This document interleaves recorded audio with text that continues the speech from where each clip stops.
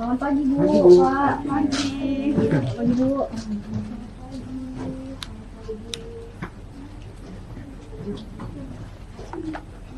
Silakan duduk sekalian. Oke. Mulai ya Pak, Bu. Selamat pagi menjelang siang Bapak Ibu sekalian. Bapak Ibu sekalian dalam keadaan sehat kan? Sehat, alhamdulillah. Oke, jadi kami selaku perwakilan daripada pemerintah daerah sangat senang nih kita bisa bertemu lagi hari ini untuk mendiskusikan lebih lanjut terkait rencana kerjasama kita terkait pembangunan kawasan wisata di daerah Pulau Samosir. Nah, proyek ini Bapak Ibu sekalian merupakan peluang yang sangat besar bagi kita semua. Nah, tapi sebelum kita melanjutkan ke lebih mendalam lagi, kami akan sedikit sharing dulu nih terkait gambaran awal proyek kami ini. Selamat siang juga Bapak dan Ibu sekalian. Wah, menarik banget nih kita akan membicarakan rencana proyek yang akan kita laksanakan. Bisa langsung saja nggak jelaskan untuk detail proyeknya? Oke, jadi begini ya Bapak Ibu. Kita tahu ya, Pulau Samosir ini dan Danau Toba itu merupakan kawasan yang sangat terkenal begitu Bapak Ibu. Nah, jadi dengan meningkatkan pengembangan wisatawan ya, mengembangkan proyek wisata di sekitaran Danau Toba ini, itu akan mampu meningkatkan pendapatan daerah begitu signifikan. Nah, jadi kami bermaksud merekrut Bapak Ibu sekalian dari pihak PT itu untuk bekerja sama gitu dengan pemerintah Tobasa begitu untuk dapat mengembangkan proyek wisata kita sebelumnya. Nah, data kunjungan wisatawan ke Danau Toba itu juga sangat menjanjikan loh Bapak Ibu. Nah, kami juga punya datanya terkait dengan hal tersebut. Ya benar Ibu Nadia, mungkin boleh diberitahu datanya Ibu? Wah, jadi ada datanya ya Bapak dan Ibu sekalian. Bisa langsung saja dijelaskan bagaimana datanya, Bu? Baik Bu, jadi begini, kalau data yang kami kumpulkan dari Dinas Kebudayaan dan Pariwisata Kabupaten Samosir di tahun 2021 itu tercatat ada sekitar 600.000 pengunjung Bu. Dan ini juga semakin melonjak di tahun 2022 sekitar 800.000 pengunjung dan semakin naik lagi nih Bu di tahun 2023 sekitar 1 juta pengunjung Bu. Wah, cukup menjanjikan ya datanya. Kira-kira lebih banyak wisatawan lokal atau wisatawan luar negeri nih, Bu? Nah, kalau dari data yang udah kami kumpulkan nih, Bu, wisatawan dari dalam negeri tentunya lebih mendominasi sekitar 900.000 pengunjung. Kemudian tetap ada juga, Bu, wisatawan dari luar negeri sekitar 10.000 orang. Nah, tetapi kita tetap akan meningkatkan wisatawan luar negeri tersebut, Bu, melalui proyek kita ini. Baik Bu, apakah kami bisa melihat datanya Bu? Oke, baik.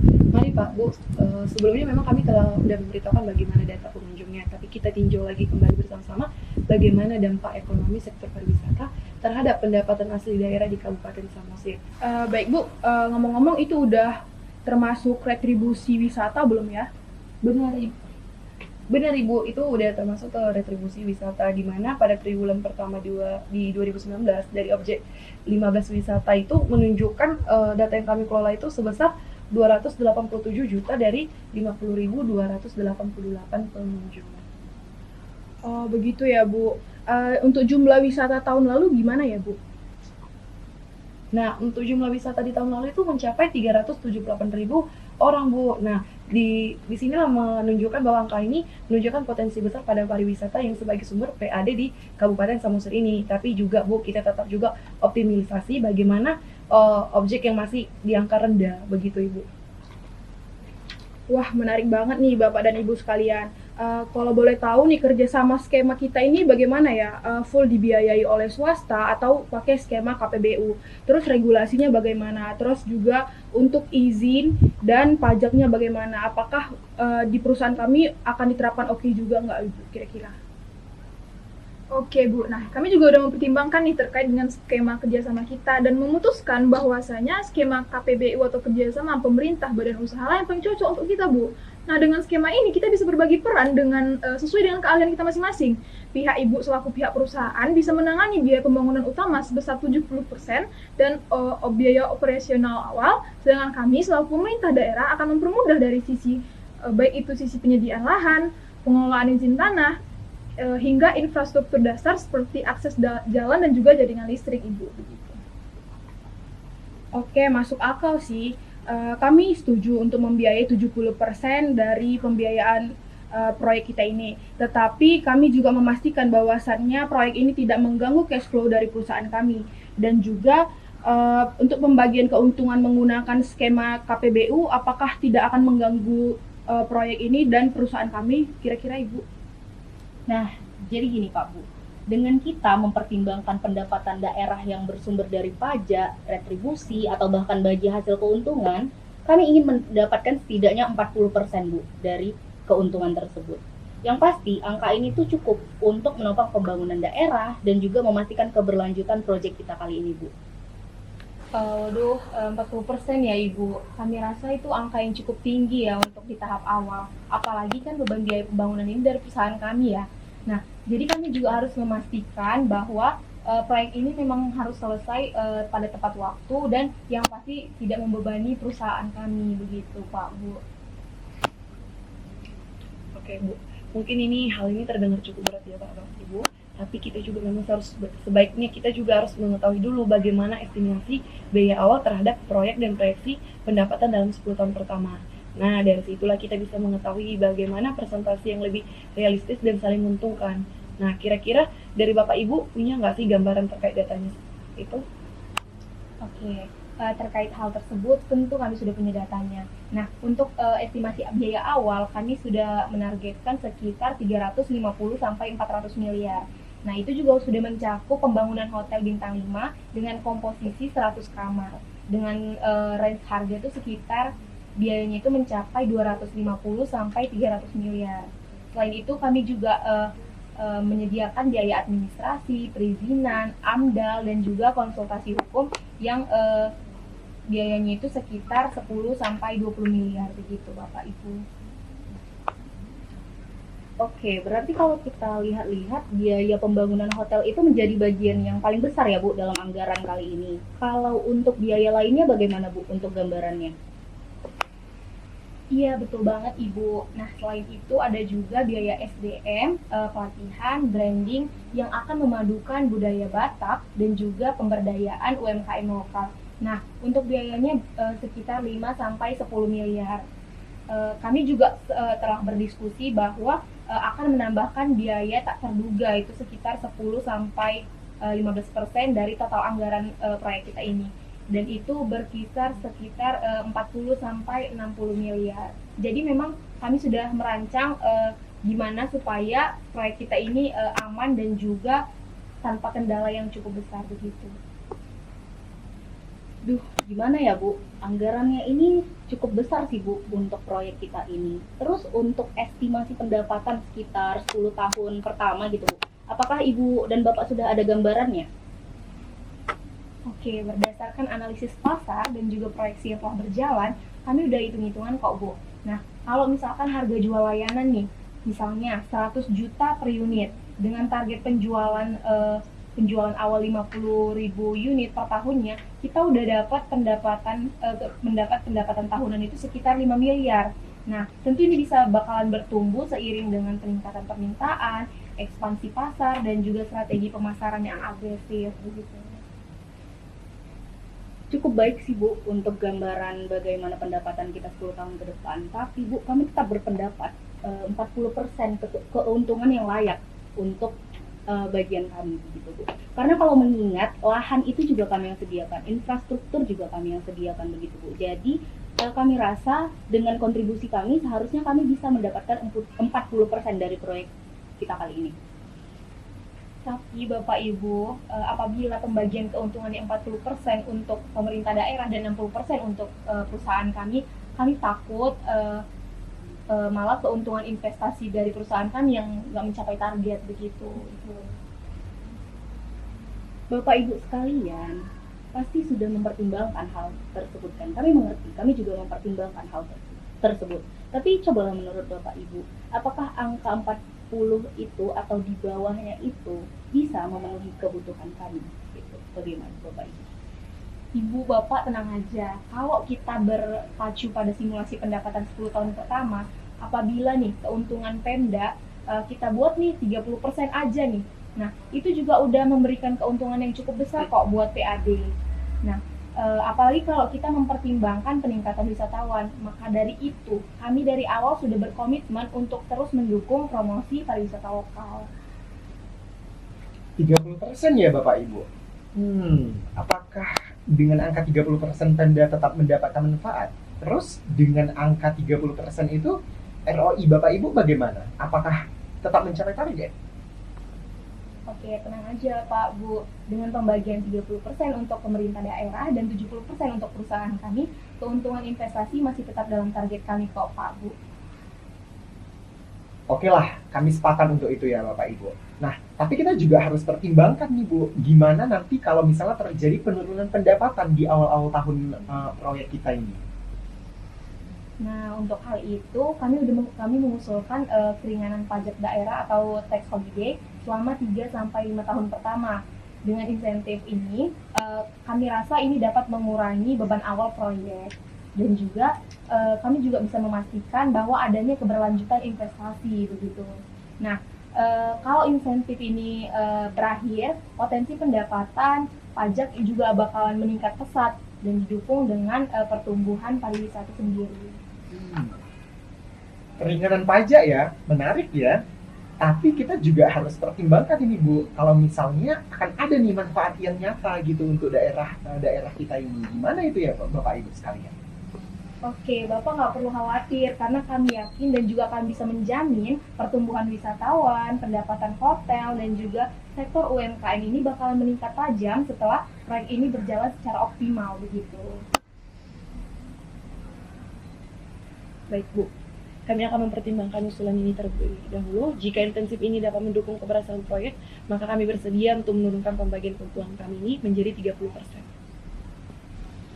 Kami pun dari pihak perusahaan sangat menghargai betul keputusan kita ini. Dengan kerjasama serta dukungan dari para pemerintah daerah, kami optimis bahwa proyek ini akan sukses besar. Dan yang paling penting, yang bermanfaat bagi masyarakat daerah Samosir ini. Baik Bu, kalau begitu kami setuju dan kami sepakat dengan usulan Bapak Ibu yang telah kita diskusikan kali ini, dan semoga ini akan menjadi langkah awal kita untuk kemajuan pariwisata di Danau Toba. Bapak Ibu, selanjutnya kita akan mendiskusikan bagaimana terkait dampak lingkungan dari proyek kita kali ini. Nah, apakah Bapak dan Ibu sudah ada gambaran mengenai RT RW ataupun AMDAL dari proyek kita kali ini, dan apakah Bapak Ibu sudah mengetahui regulasi terkait hal tersebut? Ibu, baik. Kami sangat berterima kasih atas penjelasan dari Bapak dan Ibu sekalian soal aturan di kawasan wisata ini.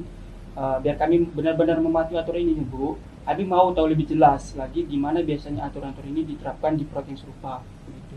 Dan aturan apa sih yang biasanya Pemda terapkan di pengembangan kawasan wisata seperti ini, gitu.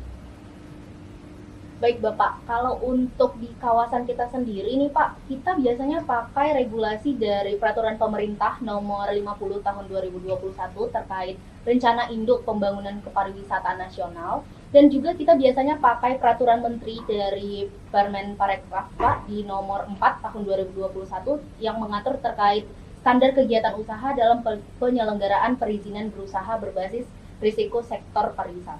Gitu Bapak. Baik, Bapak dan Ibu, apakah ada aturan khusus yang mengatur soal tata ruang dan dampak lingkungan terkait proyek-proyek seperti ini, gitu Pak? Bu? Ya, tentu saja Pak Bu. Kami juga memiliki regulasi mengenai RT RW, di mana ini diatur dalam Undang-Undang Nomor 26 Tahun 2007 dan Peraturan Menteri Agraria dan Tata Ruang Nomor 11 Tahun 2018. Dan RT RW ini juga menerapkan bagaimana penggunaan ruang dan batasan pembangunan di suatu wilayah. Namun, selain itu juga proyek besar seperti ini juga harus mematuhi analisis mengenai dampak lingkungan atau AMDAL berdasarkan Undang-Undang Nomor 32 Tahun 2009 dan PP Nomor 27 Tahun 2012 yang memastikan bahwa dampak lingkungan dari proyek ini terkelola dengan baik. Terima kasih atas penjelasannya dari Bapak dan Ibu sekalian. Kami juga mau memastikan agar aturan ini bisa kami patuhi dengan baik. Selain itu kami juga ingin tahu di mana biasanya Pemda kerjasama dengan pihak masyarakat setempat dan pihak swasta terkait proyek-proyek seperti ini gitu Pak. Oh, kalau untuk itu tentu saja Pak, kami juga punya proyek yang sukses yang sudah kami lakukan. Nah, contohnya itu ada di proyek Danau Sarangan dan juga di Pulau Morotai. Nah, di situ Pemda itu akan berkolaborasi aktif gitu Bapak Ibu dengan masyarakat. Nah, itu dua itu adalah contoh yang mana proyek sukses kami begitu dengan melibatkan kearifan lokal. Begitu Bapak Ibu. Bagus juga ya Pak Bu. Jadi aturan kayak gini tuh ngejamin proyek kita jalan sesuai keterbukaan gitu ya Pak Bu. Dan melibatkan semua pihak termasuk pihak masyarakat gitu. Kami bakal cobain sih ikut cara yang sama, patuhi aturan dan terus juga jalin komunikasi yang baik dengan masyarakat. Oke Pak, jadi kami juga sangat menghargai nih terkait komitmen orang Bapak Ibu sekalian gitu. Namun kami juga ingin mengajak pihak perusahaan untuk lebih mendalami hubungan dengan masyarakat setempat. Nah, khususnya masyarakat Samosir. Apakah orang Bapak selaku perwakilan perusahaan mau nih bersedia melakukan komunikasi secara langsung dengan mereka sebagai bentuk transparansi lah gitu, biar mereka juga mendukung kita keberlangsungan proyek ini Pak gitu. Baik Bapak dan Ibu, kalau ngobrol langsung sama pihak masyarakat itu memang penting banget. Kami setuju dan siap buat ketemu langsung sama perwakilan masyarakat. Biar jelasin proyek ini secara terbuka dan tidak ada khawatir dari mereka gitu.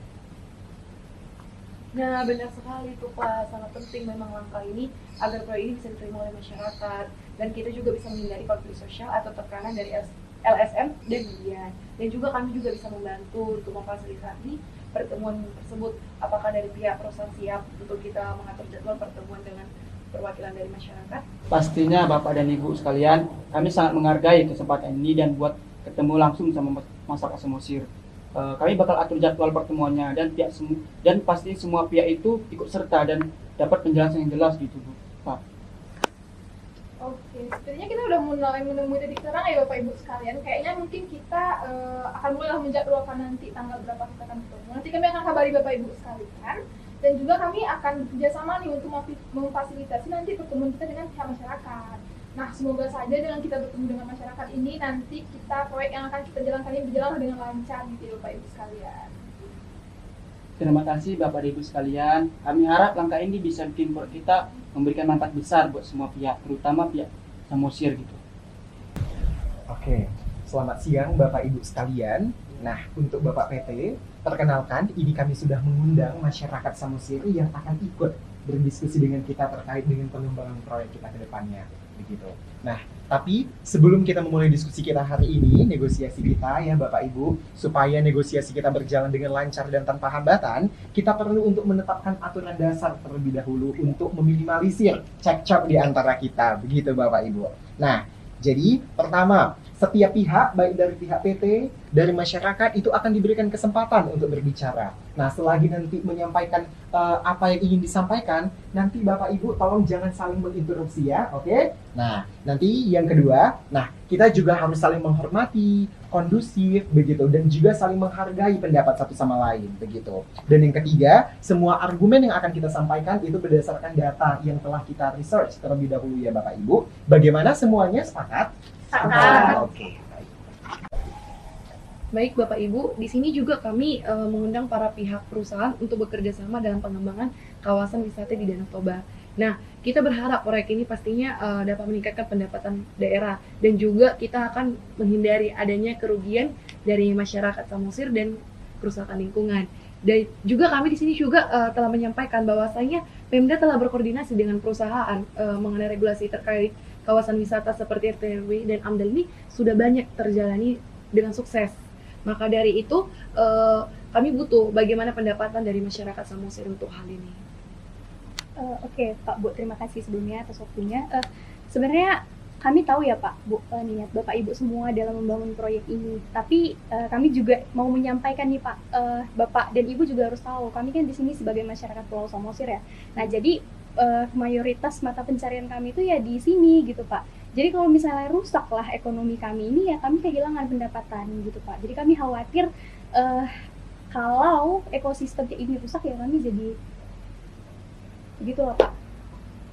Sebelumnya, kami sebagai masyarakat Pulau Samosir ingin menyampaikan data-data yang penting untuk pihak perusahaan dan juga pihak Bapak dan Ibu sekalian. Karena apa? Di sini itu banyak namanya data dari segi usia juga, dari segi penduduknya juga, karena itu nanti berpengaruh untuk keperluan Bapak-Bapak sekalian. Seperti itu. Dan juga mayoritas penduduk kami ini bergantung pada sektor pertanian, perikanan, dan juga pariwisata, Pak Bu. Kami khawatir apabila proyek ini akan mengganggu mata pencarian kami, terutama ekosistem Danau Toba yang sangat kami andalkan sumber kehidupannya ini. Baik, kami paham dengan kekhawatiran ini dan sangat menghargai masukan dari Ibu sekalian dari pihak masyarakat. Proyek ini bakal mengikuti semua aturan yang ada, termasuk soal RT/RW dan AMDA. Kami juga berkomitmen buat jaga kelestarian lingkungan dengan pakai sistem pengelolaan limbah modern dan usahain ngurangin dampak ke ekosistem Danau Toba. Kami pengen mastiin juga kalau proyek ini bawa manfaat yang besar gitu untuk jangka panjang untuk masyarakat dan lingkungan seperti itu. Oh iya Bapak Ibu, di sini saya juga ingin menambahkan bahwa regulasi ini sudah sangat ketat. Sudah banyak contoh kerjasama antara pemerintah swasta dengan masyarakat setempat. Dan juga di sini contoh-contoh kerjasama yang telah sukses itu seperti pemutan Danau Sarangan dan Pulau Morotai. Di sini juga tujuan kita untuk pengembangan wisata ini juga sangat luar biasa loh Bu. Selain untuk membuka lapangan pekerjaan juga sangat pastinya akan meningkatkan pendapatan di daerah Samosir. Memang ada contoh yang sukses ya Bu. Nah, tapi kami khawatir nanti proyek ini berdampak negatif pada kami, seperti beberapa proyek di daerah Bali ya Bu. Dan ini tuh kami tuh ingin memastikan bahwa lingkungan Danau Toba itu tetap terjaga. Karena takutnya nih kalau misalnya rusak itu bakal merugikan kami ya Bu. Dan kami itu terutama masyarakat yang tinggal di daerah kawasan yang proyeknya itu sedang dibangun gitu Bu. Baik, kami sangat menghargai kekhawatiran ini Ibu sekalian. Seperti yang sudah kami sampaikan sebelumnya, kami berkomitmen untuk melibatkan pihak masyarakat di setiap langkah pembangunan. Dan kami pastiin nggak ada pihak yang dirugikan. Kalau soal penggusuran ya Ibu sekalian, kami udah pikirin ini dengan baik-baik. Kami ingin pastiin kalau kami ini punya hak penuh untuk mengelola kawasan wisata ini dengan efisien dan hasilnya maksimal. Agar proyek ini bisa jalan sebaik mungkin seperti itu Ibu sekalian. Pak, kalau terkait penggusuran, saya rasa bapak-bapak nggak bisa semena-mena menggusur kami. Kalau memang harus digusur, saya rasa harus ada kompensasi yang layak gitu ya Pak. Kami nggak mau digusur-gusur gitu aja kalau memang nggak ada kompensasi ataupun kebijakan-kebijakan yang adil gitu Pak. Oke, Bapak Ibu semua kita tenang dulu ya, tenang. Nah, kami juga mengerti nih kegelisahan dari pihak-pihak masyarakat ya tentunya. Nah, makanya sebagai jalan tengah, pihak kami selaku pemerintah daerah akan memfasilitasi relokasi bagi masyarakat yang terdampak karena proyek ini. Dan juga kami akan memberikanlah nantinya kompensasi yang layak untuk orang Bapak Ibu sekalian. Nah, juga yang kompensasi ini itu dia mencakup lahan pengganti, biaya pindah, dan juga pelatihan keterampilan. Biar nanti setelah orang Bapak Ibu pindah tetap bisa melanjutkan hidup dengan sejahtera begitu. Dan juga kami akan memastikan bahwasanya dalam proses pembangunan proyek ini akan berlangsung secara transparan dan juga menguntungkan bagi setiap pihak. Baik, sebagai tambahannya Ibu-Ibu sekalian, kami juga berkomitmen buat jaga cerita kami sebagai investor yang bertanggung jawab. Kami pengen nih pastiin kalau proyek ini nggak hanya cuma menguntungkan saja gitu Bu, tapi juga bawa dampak positif buat masyarakat Samosir. Kami bakal kerjasama dengan Pemda buat pastiin masyarakat yang terdampak dapat kompensasi yang adil dan sesuai seperti itu Ibu-Ibu sekalian. Kami lihat nih ya, niat Bapak dan perusahaan itu memang baik, tapi bisa nggak komitmennya itu dijaga? Untuk kami, masyarakat Samosir, biar apa? Biar tetap namanya menjaga lingkungan kami dan kami tidak merasa dirugikan, seperti itu. Baik Ibu-Ibu sekalian, kami juga berkomitmen buat ngawasi ini dengan ketat, baik dari Pemda maupun masyarakat. Kami bakal pastiin semua tahap proyek ini jalan sesuai dengan aturan dan melibatkan masyarakat secara aktif. Saya harap dengan pengawasan yang transparan ini, masyarakat Samosir lebih tenang dan proyek ini bisa berjalan lancar tanpa ada yang dirugikan seperti itu Ibu sekalian. Baiklah, jika semua komitmen bisa dijaga dan dipegang, kami sebagai masyarakat Samosir mulai bisa menerima atas keputusan ini. Tetapi kami akan tetap terus mengawasi dan menjaga hak-hak kami agar tidak dapat diabaikan.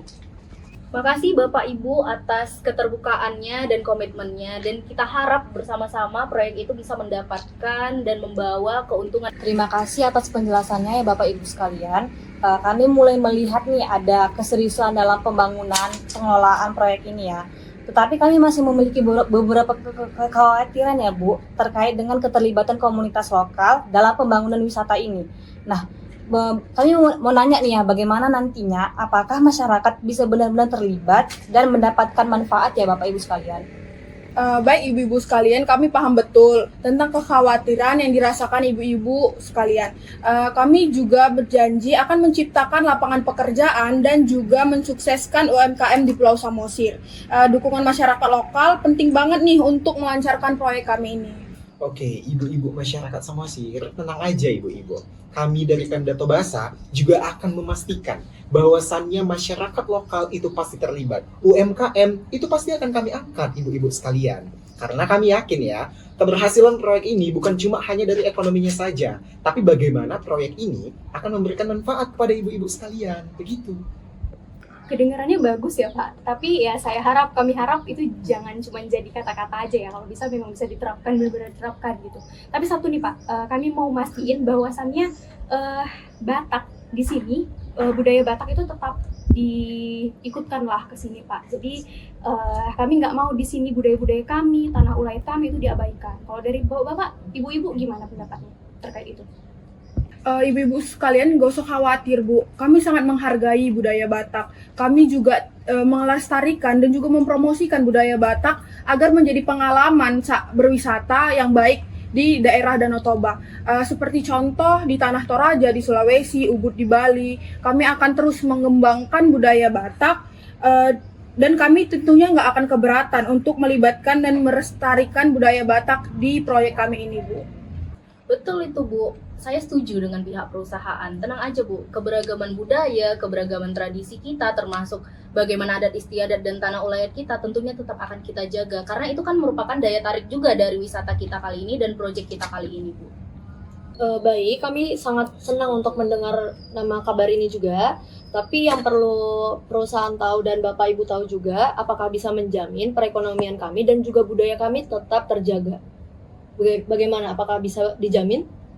Ibu-ibu semuanya nggak usah khawatir, karena kami akan memberikan 5% dari alokasi keuntungan kami kepada masyarakat adat. Dan juga kami akan mengembangkan budaya dan kegiatan seperti pengrajin ulos dan juga penyediaan kuliner di sekitaran Samosir.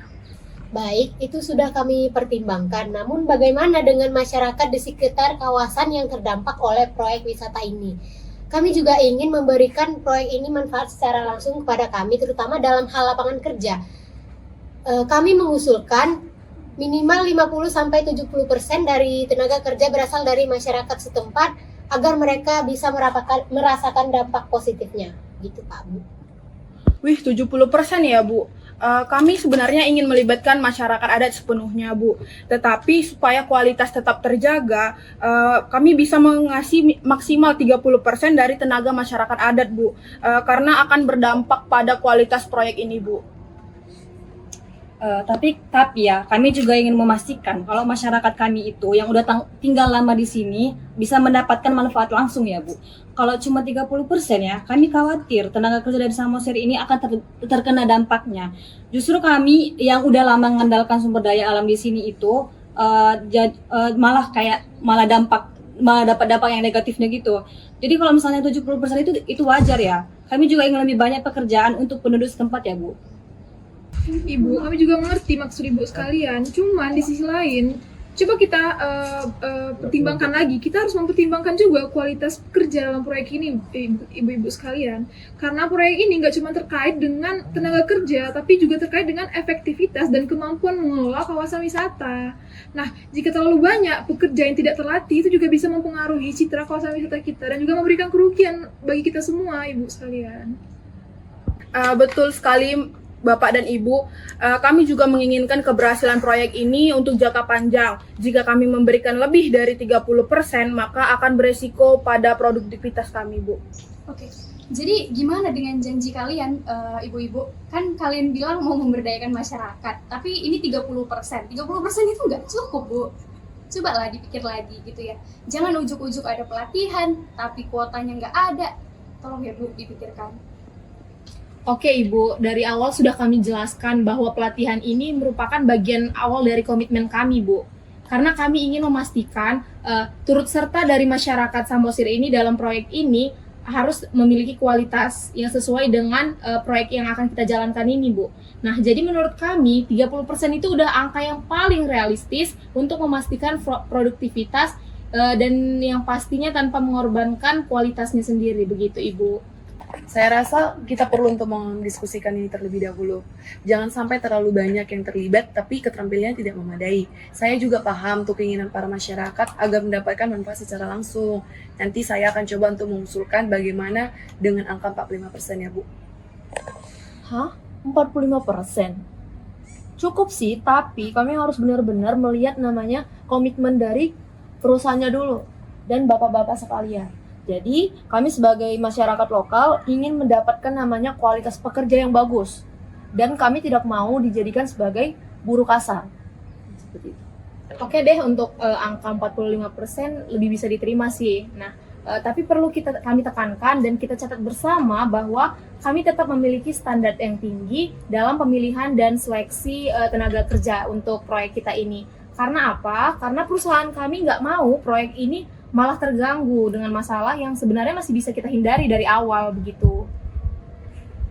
Baik, kalau begitu kami setuju dengan angka 45%. Tetapi Bapak dan Ibu jangan lupakan ya komitmen yang telah diberikan kepada kami.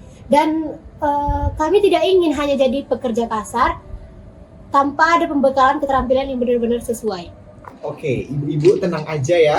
Pelatihan keterampilan akan dijalankan dengan baik. Nah, dan juga kami dari pihak Pemda itu akan bekerja sama dengan pihak PT untuk dapat melakukan gitu, untuk dapat menempah tenaga kerja yang sesuai dengan klasifikasi dan juga berkualitas. Oke, 45% clear semuanya dari Ibu, clear? Setuju semuanya ya? Setuju Bapak.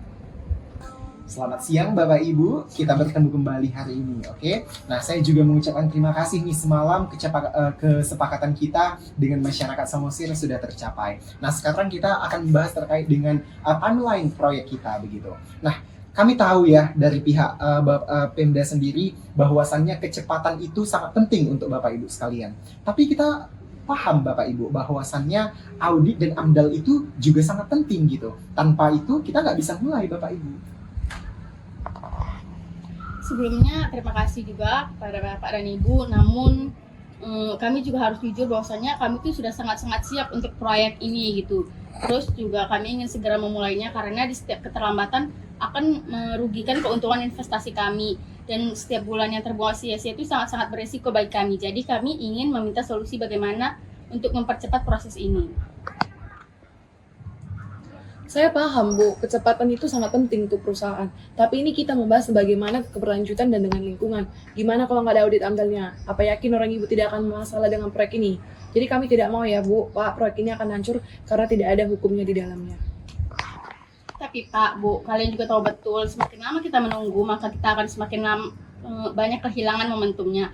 Dan kami setidaknya itu ingin memulai pada tahap awal seperti pembangunan akses jalan, dan jika menunggu audit sepenuhnya selesai, proyek ini bisa tertunda 2 tahun dan itu sangat-sangat berisiko bagi perusahaan kami.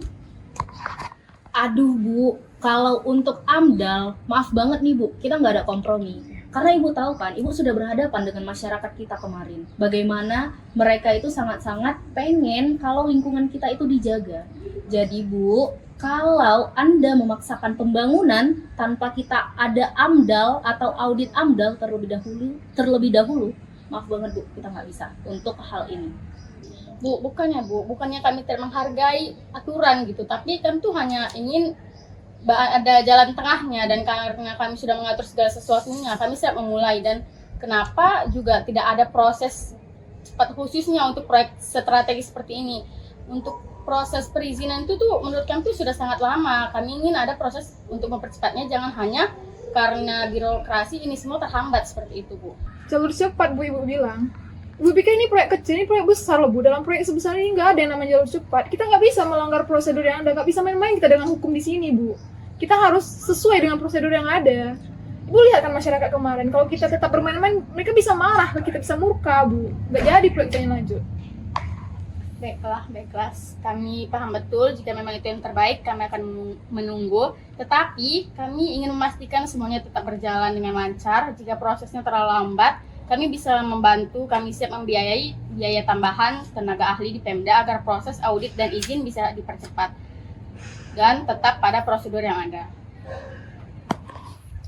Oke Bu, itu memang langkah-langkah yang cukup bijaksana ya dari Bapak Ibu. Kami setuju juga dengan penggunaan tenaga ahli itu, dan yang penting catatan di sini adalah kami tidak akan mengorbankan prosedurnya itu, karena kita tahu ya bagaimana respon masyarakat kalau misalnya kita sedikit saja melanggar prosedur, begitu Bapak Ibu.